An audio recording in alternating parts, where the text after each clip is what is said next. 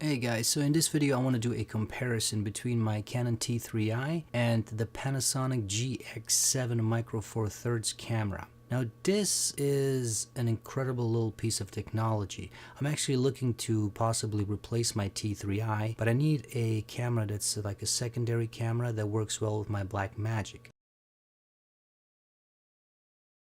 So here's a low light test. I started off using ISO 200, f-stop 1.4, and as you can see all the way up to 800 it's fine, there's no noise, nothing. Even 1600 it's not that bad. You know, it's still usable. Once you get to 3200 you can see noise and it starts to not look that great. So here's my T3i. Again, we started at 200 and it's the same settings, very similar lenses and everything. Once we go up to 400 it's still okay. 800 it's not that great. And then once you're up to 1600 it really does not look good. And then once you're into 3200 it just looks like crap. And then here's a side-by-side comparison, zoomed in by 4x zoom in, and you can see that it's not looking good for the T3i. Here's just some basic video footage that I took. You see it's ISO 200. It's not that bad. I like it. It looks very nice. It's very clean, crisp. The colors are there, very vibrant.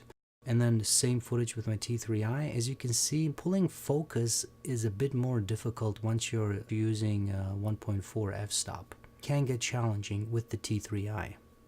And then again, here side by side, if you look at this no parking sign, it's harder to pull focus with the T3i. But the GX7, it's looking really good, I gotta say. So here's an image, and this is unmodified, and again, it's looking really nice. Here's the same image with the T3i, and as you can see, pulling focus is really difficult. And then here is slightly modified, and it's looking really nice. I like it. And again, here's the same image. Even when I modify it, I was not able to get the same quality with the T3i as I was with my GX7 using the same settings. Here you can see side by side. So let's take a look at the menu for the T3i. Over here you've got all the basic buttons. You've got the white balance, you've got the autofocus, and then up here, that's the menu button. This is a typical DSLR menu, which really is catered towards photographers and not videographers. I mean, you've got all the basic, things. Here you can choose what frame rate you want. You got 30, 24, and then if you go down to 720p, you got 60, and then, God forbid, if you go down to 640, you got 30 frames, which I don't think anyone will shoot.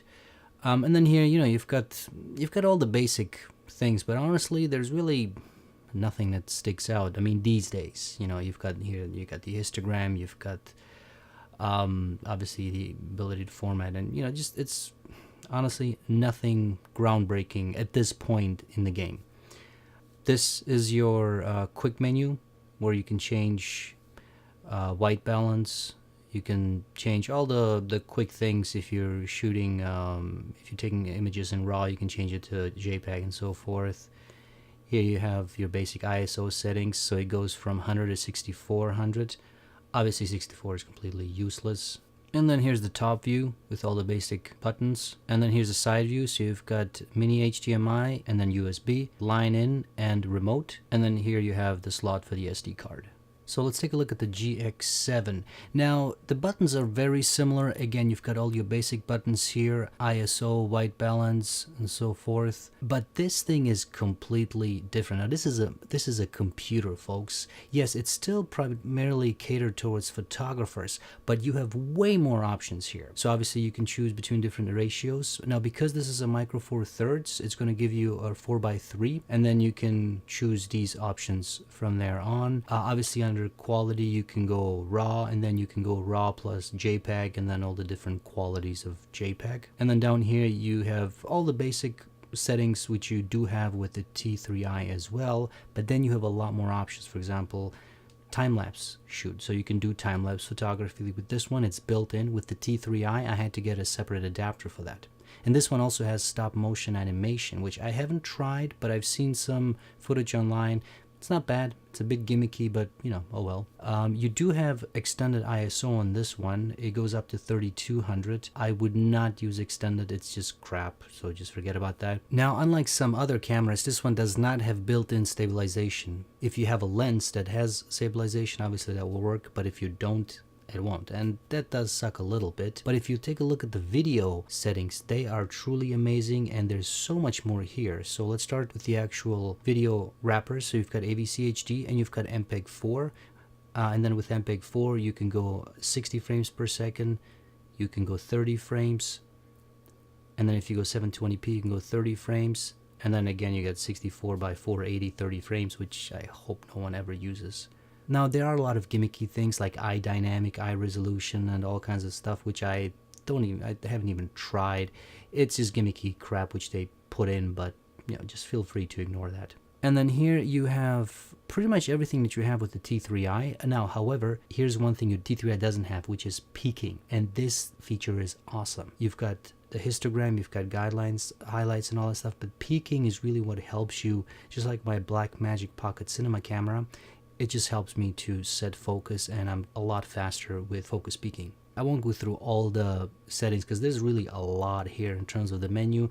There's probably more here than there should be. So now we are back in the main menu. Here you can choose how you want to focus. So you've got you've got face detection, which I haven't really used, but I heard it works fine.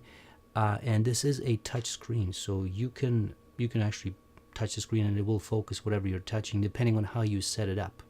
To be honest, it can get a bit confusing, and it took me some time to get the basics, whereas with the T3i the learning curve was a lot quicker. So that's one thing to keep in mind.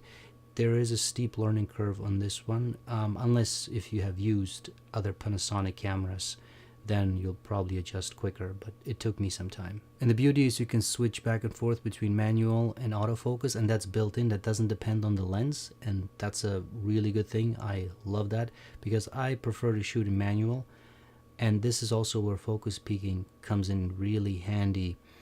It just allows me to quickly focus back and forth, and I can see exactly what's in focus, what isn't.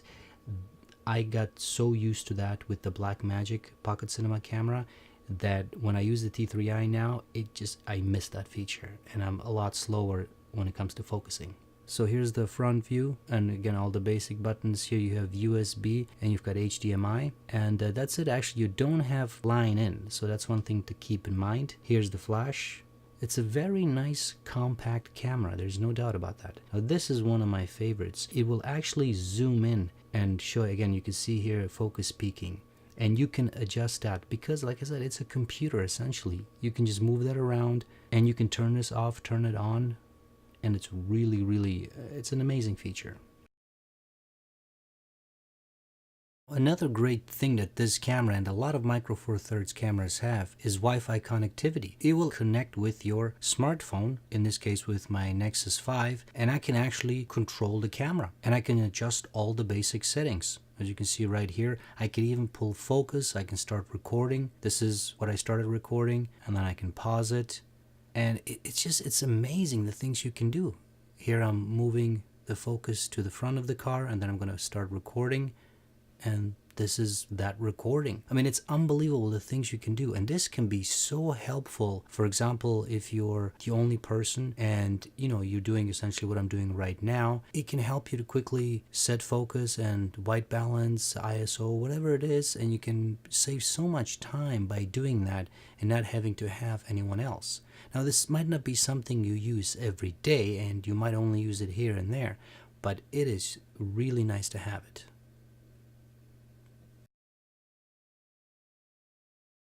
Now, another thing I love about Micro Four Thirds lenses is the fact that they're so much smaller. Here's, for example, the Canon 50mm lens that I used on my T3i, and this is the Lumix 25mm, which is sort of the equivalent, and these are the two lenses I used for this test. As you can see here, the Lumix one is so much smaller than the Canon one. Now, this is the lens that came with the GX7. It's a 14-42 Panasonic kit lens, and it's not bad. I mean, it's your typical kit lens. It sort of tries to do a little bit of everything. It's, not the greatest. It doesn't really excel in a lot of things, but as a kit lens, it's fine. Again, size-wise, it's very small, extremely lightweight. You can carry this one and the 25mm. Pretty sure both of them are lighter than that one Canon 50mm lens. Besides being very lightweight, here's another reason why I love Micro Four Thirds cameras, because these are the lenses that I already have, plus the one that came with the GX7. All of them work on my Blackmagic Pocket Cinema camera. I actually prefer Panasonic lenses ever since I bought the Blackmagic camera, so obviously Panasonic lenses are going to work with a Panasonic camera. So that is really, it's a huge money saver, and you can carry both of these bodies. I can carry the GX7 and the Blackmagic, and I can carry the same lenses for both of them.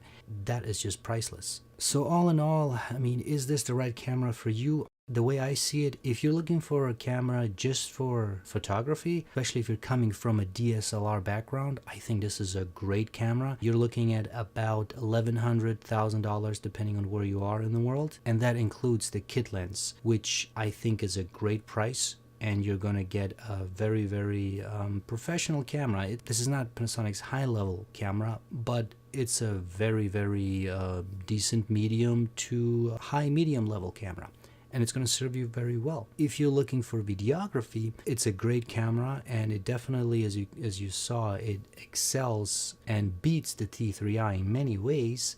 But is it a professional videographer camera? Well, yes and no. If you're going to use it as a secondary camera, yeah, I think it can work. But if you want to use it as your primary camera, I think you're better off maybe getting the GH3 or 4 or the GH5, which should be coming out soon. I'm looking for a secondary camera. I need a camera that can do great photography and that can do decent video. Now, it doesn't have to be the best video, because that's why I have my Blackmagic. This will be my secondary camera. This will be for B-roll footage. If I'm doing projects where I don't need a cinematic look, if it's a promotional video or something like that, where it just needs to look good, crisp, and all that, but it doesn't have to have all the bells and whistles. I don't need to shoot it in RAW or ProRes. This could work. I'm still debating whether or not I should get this camera. I'm very happy with the results it produced. I think all in all, this is a really decent camera, and hopefully this video helped you to get an idea of what this camera is capable of. So as always, guys, follow me on all the social media platforms. Just type in my name, Bojan Dulabic, and follow my movie project Eugenics, and check out our Indiegogo campaign, which we're running right now at this moment. Just go projecteugenics.com. Thanks, guys.